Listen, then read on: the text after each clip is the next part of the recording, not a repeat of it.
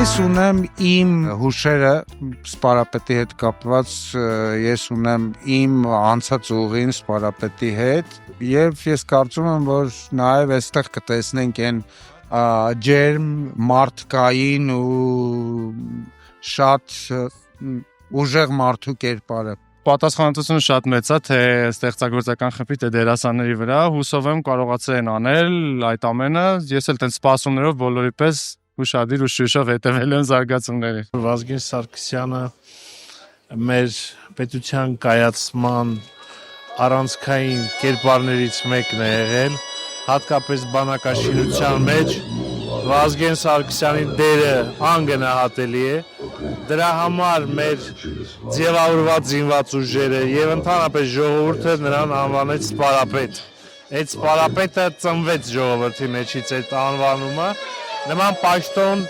չկա ներկայումս զինված ուժերում, բայց ժողովրդի սրտի պաշտոնն է։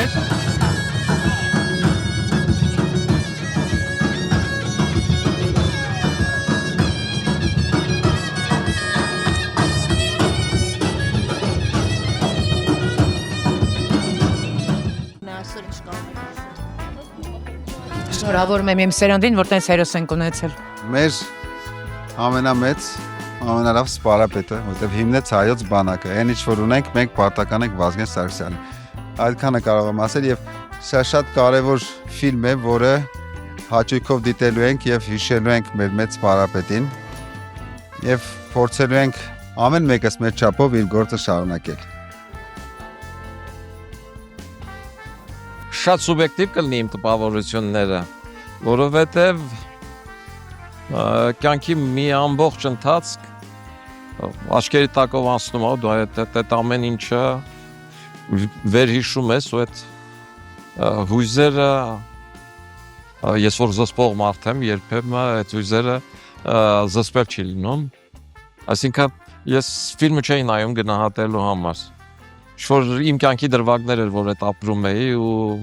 շատ շնորհակալ եմ Նոնիկից, որ այս երազանքը իրականություն դարձրեց։ Հիմա չեմ ցանկանում կիսվել, մի քիչ ուզած է սիրիից։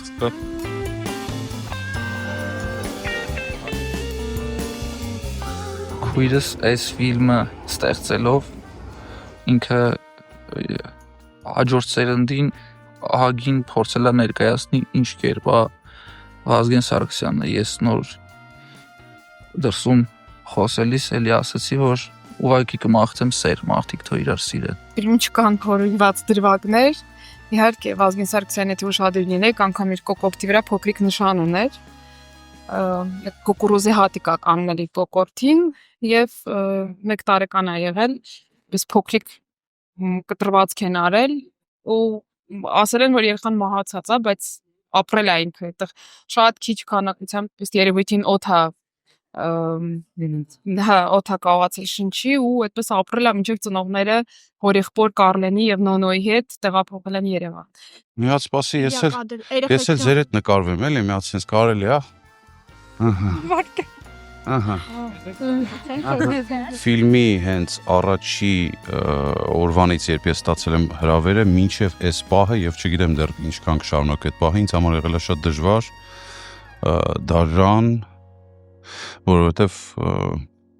հարցեր կան, ներքին հարցեր կան, ինչպես մի անգամ արդեն ասել եմ,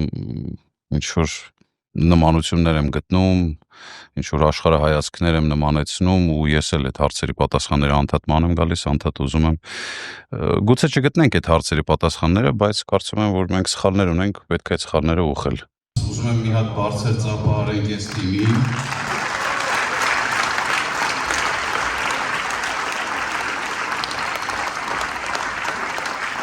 Հրաշք երեխեքի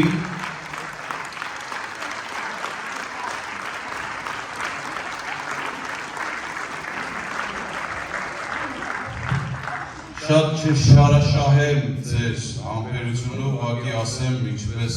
սպարապետն է ասել, որ ամեն մեկս եթե մեկ մոմ վառենք, Հայաստանը լույսերի մեջ կլինի։ Շնորհակալ ենք ձեզ։ Գրիգոր Տեր-Ղազարյան